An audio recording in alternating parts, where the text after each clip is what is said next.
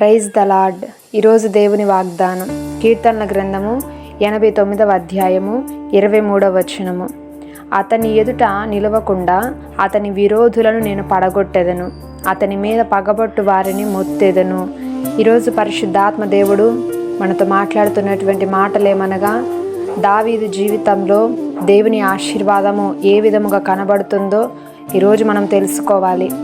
దావీదుకి ఎవరెవరైతే శత్రువులుగా ఉన్నారో అట్టి వారి పట్ల దేవుడు ఏ విధముగా ప్రవర్తించాడో ఇక్కడ మనం చూస్తున్నాము.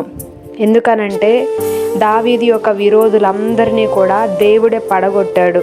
అతనికి ఎవరెవరైతే శత్రువులుగా ఉన్నారో, అతని మీద సమాధానము లేకుండా అతనికి ఎవరైతే దూరముగా ఉన్నారో అట్టి వారందరినీ కూడా దేవుడే నాశనము చేసి దేవుడే దూరము చేశాడు దావీదు దగ్గర నుండి.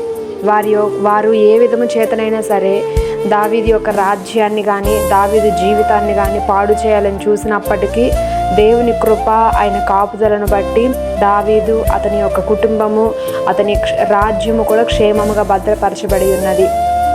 ఎందు నిమిత్తం అనంటే దావీదు మరి తన శత్రువులు ఎవరైతే ఉన్నారో అట్టి వారి ముందు వారి మీద సనగడము కానీ, వారిని ఎల్లప్పుడూ నోరెత్తి మాట్లాడడం కానీ ఏ విధంగా చేసేవాడు కాదు. ఎల్లప్పుడూ కూడా మౌనముగా ఉండి దేవునికే మొరపెట్టేవాడు.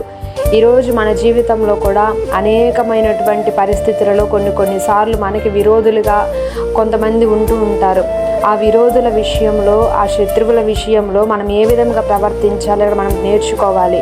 ఎందుకంటే మనం మౌనముగా ఉండి అన్నిటినీ మనము ఓర్చి అన్నిటినీ సహించి మనం ముందుకు సాగినట్లయితే మనుషులు కాదు మనల్ని చూస్తుంది, పరలోకమందున దేవుడే మనల్ని చూస్తున్నాడు. కాబట్టి ఆయనే మనకి సమాధానం ఇస్తాడు. కాబట్టి మనం మౌనముగా ఉండి ప్రతి పరిస్థితి విషయంలో కూడా దేవునికి మొర్రపెడుతూ ముందుకు సాగినట్లయితే దావీదును ఆశీర్వదించిన దేవుడు, తన శత్రువుల మీద విజయం ఇచ్చిన దేవుడు నీవు చేసే ప్రతి పనిలో కూడా నీకు విజయాన్ని ఇస్తాడు. కొన్నిసార్లు నువ్వు చేసే పని విఫలమైపోతుందని బాధపడుతున్నావేమో.